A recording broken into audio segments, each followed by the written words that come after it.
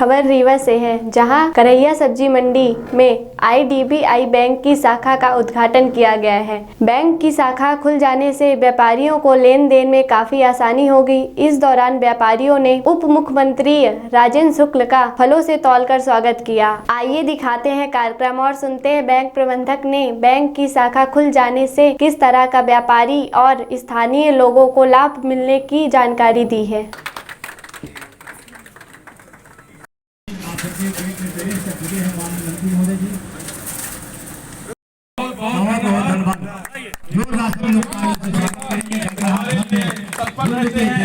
मुख्यमंत्री भैया राजेंद्र शुक्ला भैया से थोड़ा दान किया जा रहा है।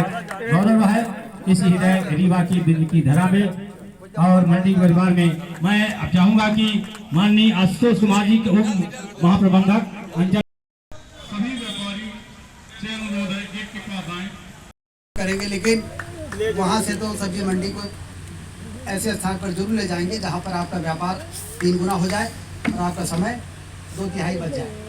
यहाँ पे आपका व्यापार भी 3 गुना हो गया है जी भी, और समय भी 2/3 बच रहा है। 10 गुना व्यापार हो गया। और नहीं तो पहले हमारे वो पार्किंग में गाड़ियाँ लोड ट्रक खड़े रहते थे, ट्रैफिक वाले पे भी परेशान करते थे और उस ट्रक में लदे हुए अपने सब्जी और फल के लिए, तकवारी के लिए 24 घंटे सक्रिय रहते थे, आप परेशान रहते थे। लेकिन अभी तो ट्रक आया, खाली किया, निकल गया, तो आनंद है। पहले रीवा का लोग माल नहीं लाते थे, अब पूछ के लाते हैं। अब पूछ के लाते हैं कि यहाँ पर गाड़ी नहीं फंसेगी हमारी।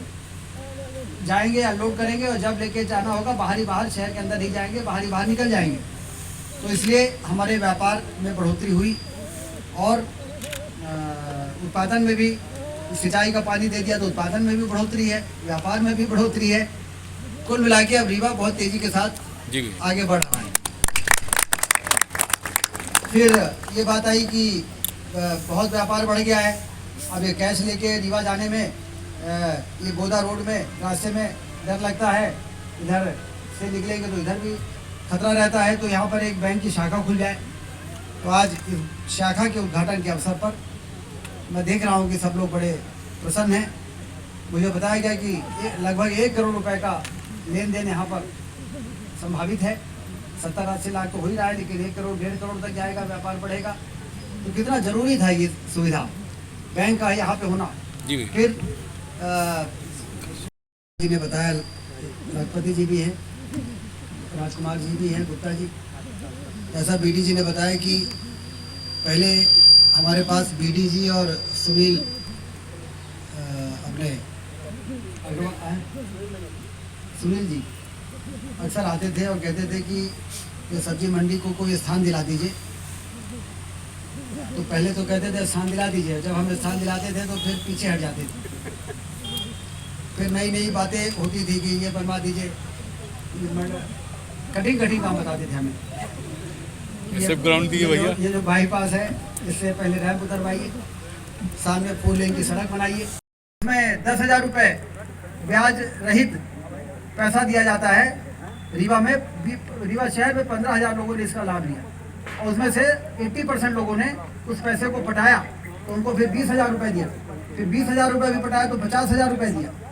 ये PM स्वनिधि योजना में प्रधानमंत्री ने ये योजना बनाई है।